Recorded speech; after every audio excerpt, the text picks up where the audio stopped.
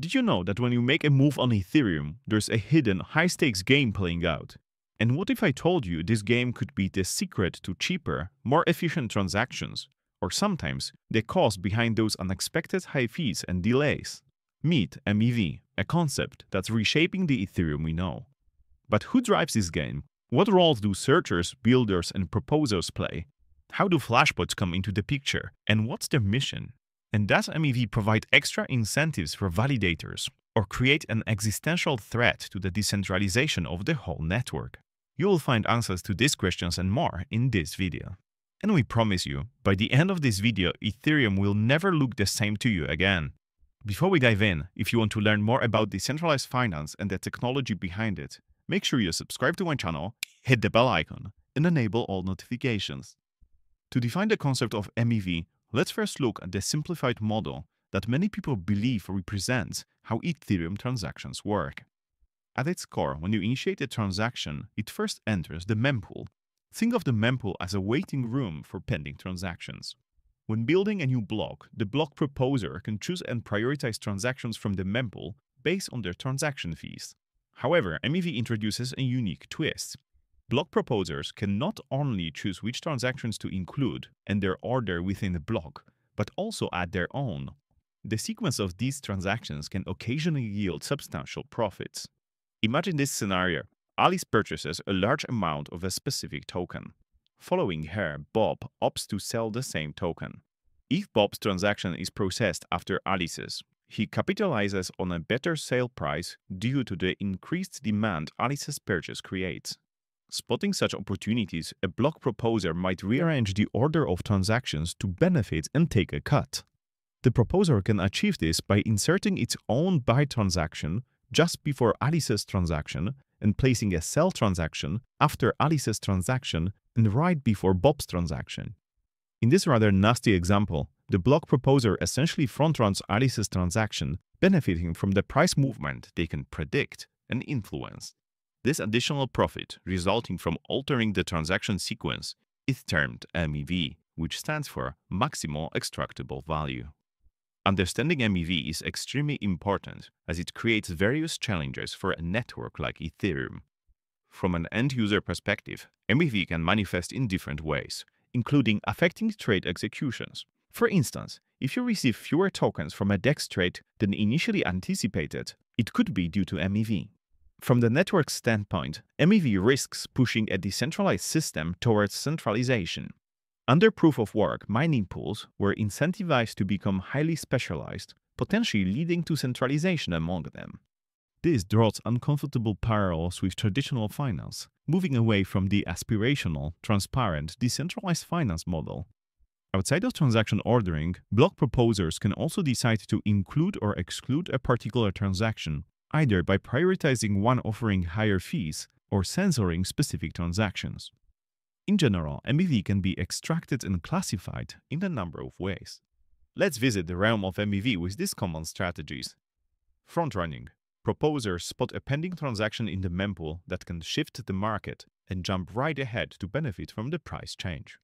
Backrunning. Opposite of front-running, proposers position their transaction right after a significant one, often exploiting potential price discrepancies or arbitrage opportunities between exchanges. Sandwich attacks, a combination of front-running and back-running. Proposers see a large order, place their own order ahead of it, front-run, and then place another order after it, back-run. Essentially, they sandwich the user's transaction. That is what happened in our previous Alice and Bob example. Censorship. A proposer could censor transactions to benefit from MEV elsewhere, demanding higher fees, or manipulate oracles. Generalized front-running. A proposer could execute any profitable transaction for themselves, even without fully understanding the transaction content. This strategy is possible by simulating transaction execution and determining if the caller of a given smart contract method ends up with more funds than before the execution. MEV strategies can sometimes be categorized as toxic or non-toxic. Toxic MEV is the type of MEV that has negative effects on the blockchain ecosystem and its users. Examples of toxic MEV include front-running, sandwich attacks, censorship. With front-running and sandwich attacks, users end up having worse execution of their transactions. With censorship, the decentralized and stable nature of the ecosystem is at risk. Non-toxic MEV, on the other hand, refers to the form of MEV that don't negatively impact users or the integrity of the blockchain. Backrunning serves as a prime example of this. However, it's worth noting that the classification of MEV as non-toxic can be subjective. As an example, while arbitrage and backrunning lead to more efficient prices, they also lead to losses for liquidity providers. As we can see, it's helpful to classify MEV as it allows us to understand its impact better. Before we jump into the current MEV landscape, let's look at how we got here and how the MEV space evolved over time. Though MEV has been an intrinsic part of Ethereum since its inception, its prominence surged notably from 2018 onwards, especially with the rise of DeFi and the introduction of flash loans. In these early days, MEV opportunities were primarily seized by outbidding rivals in the public mempool, marking the era known as PGA, or Priority Gas Auction. Imagine two MEV bots seeing a profitable MEV opportunity. Let's say there is a cross-DEX arbitrage that can capture 0.1 ETH of value. Both bots are incentivized to keep increasing their bids until the opportunity becomes unprofitable.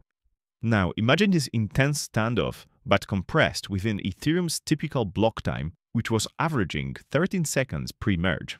Once a bot secures its transaction in a confirmed block, the profit window vanishes.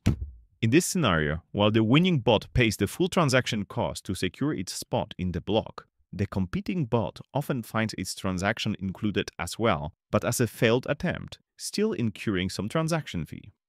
Extrapolate this scenario to hundreds or even thousands of bots competing for analogous profitable opportunities, and we can quickly see why this became a huge problem.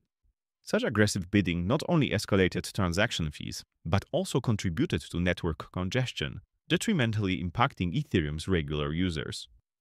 This chaotic chapter of early MEV and its priority gas auctions was well documented in Flashboys 2.0. The name of this paper was inspired by the famous Michael Lewis book Flashboys, which dives deep into the early days of high-frequency trading, a concept with a lot of analogies to the MEV world. To mitigate problems caused by PGAs, a group of Ethereum community members rallied around and formed Flashbots, with the primary goal of addressing the negative externalities of MEV in a transparent and community-driven manner. After deeply investigating MEV to understand its dynamics, the Flashbots community introduced two integral tools, MEV Geth and MEV Relay. MEV Get is a modified version of the Ethereum Geth client that enables miners to communicate directly with the MEV searchers and prioritize their transaction bundles. These bundles are groups of transactions packaged together by searchers to extract profitable MEV opportunities. MEV Relay, on the other hand, is a relay network facilitating the submission of these bundles from searchers to miners. The term searchers refers to entities or algorithms searching the Ethereum mempool for MEV opportunities, crafting specialized transaction bundles to maximize potential profits. With MEV Geth and MEV Relay, miners, instead of just relying on the transactions in the mempool, would run these additional pieces of software to gain access to another transaction flow that otherwise wouldn't be visible in the mempool. A miner would look at the mempool and transaction bundles coming through MEV Relay and construct the most profitable block. Together, these tools aim to create a more organized, transparent, and efficient framework for MEV extraction, reducing network congestion and aligning incentives among different participants. Over time, MEV-Geth started gaining more and more market share, reaching around 90% of the mining power.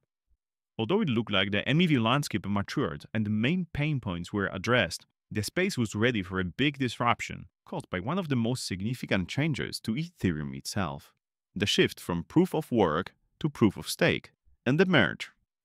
In the post-merge world, the concept of miners on Ethereum ceased to exist. Validators were now the entities responsible for adding blocks to the chain. Alongside this shift, MEV evolved from miner extractable value to maximal extractable value. Anticipating these changes, Flashbots, together with client teams and the Ethereum Foundation, commenced the development of a new protocol dedicated to proof-of-stake Ethereum called MEV Boost, which was activated as soon as the merge was completed. MEV Boost is a type of proposer-builder separation, PBS. PBS is a design philosophy that allows validators to effectively use third-party block builders for the block building duties.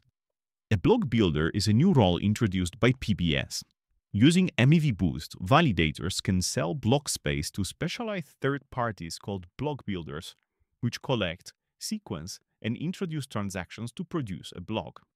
Builders want to produce a block that maximizes the fees collected. MEV Boost works by allowing validators to pick the highest paying block offered by builders. Builders then compete to produce blocks. The validator then chooses the highest paying block and proposes it to the network.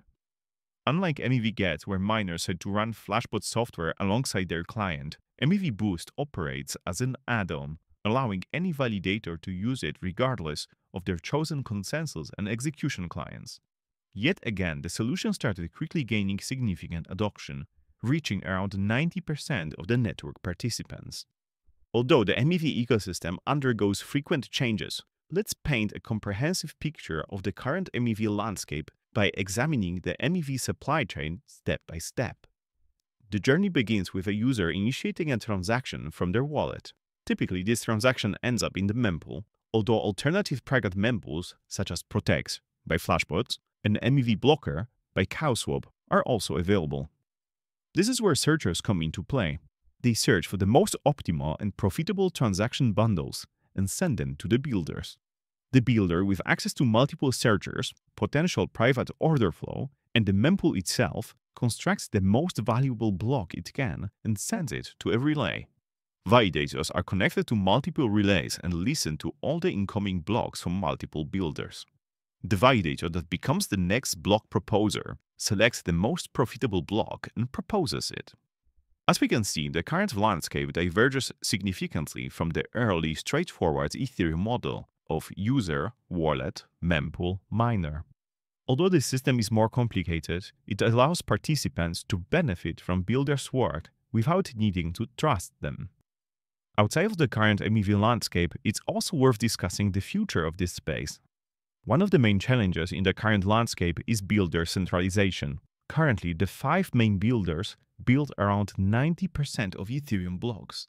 Additionally, exclusive order flow and cross-domain MEV present new emerging centralization threats to not only Ethereum, but many other chains. To address these problems, Flashbots started working on 2 new initiatives, MEV Share and Suave. MEV Share focuses on creating a permissionless and private matchmaking protocol between users and searchers, where users can benefit directly from the MEV they generate. Users can access MEV Share automatically by sending transactions through Flashbots Protect. Suave, the single unifying auction for value expression, unbundles the mempool and block builder roles from existing blockchains and offers a highly specialized and decentralized plug-and-play alternative. Suave is currently being developed with a first release expected sometime in 2024. There are also some optimizations that can be applied to MEV. One of them is MEV Burn, proposed by Justin Drake. It describes a simple and enshrined PBS add-on to smooth and redistribute MEV spikes, a design similar to EIP 1559. Speaking about enshrined PBS, it will be interesting to see its impact on existing out-of-protocol implementations of PBS, such as MEV Boost, and the MEV space in general, once it's materialized. We'll for sure dive deeper into some of these topics in the following videos. To sum up, MEV, with its intricate dynamics, is a fundamental aspect of the Ethereum machine. The MEV extraction is a perpetual dance with searchers, builders, and block proposers on the relentless quest for MEV rewards, countered by the Ethereum's community's pursuit of a balanced, fair, and efficient ecosystem. At the time of making this video, the size of MEV opportunities on Ethereum itself lay in upwards of 320,000 ETH, and this is just since the merge. That's roughly 800 ETH a day of MEV. The future is still uncertain. Will we advance towards an MEV utopia, decentralizing all aspects of the MEV supply chain and returning the generated MEV to users? Or might we see an MEV dystopia emerge, where a few centralized entities control block production across all significant chains, extracting value from unsuspecting users? It's going to be fascinating to watch how the MEV landscape evolves. So what do you think about NEV and its impact on the future of Ethereum and cryptocurrency in general? Comment down below. And as always, if you enjoyed this video, smash the like button, subscribe to my channel, and check out Finematics on Patreon to join our DeFi community. Thanks for watching.